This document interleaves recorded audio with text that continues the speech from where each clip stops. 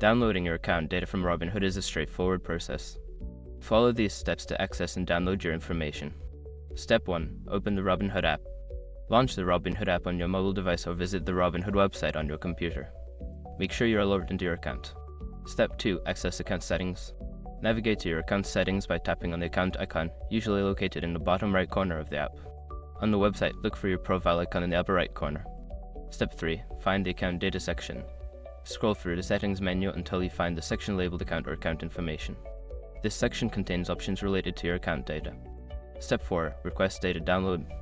Look for an option that says download account data or export data. Click on this option to initiate the process of downloading your account information. Step 5. Confirm and download. Follow any prompts to confirm your request.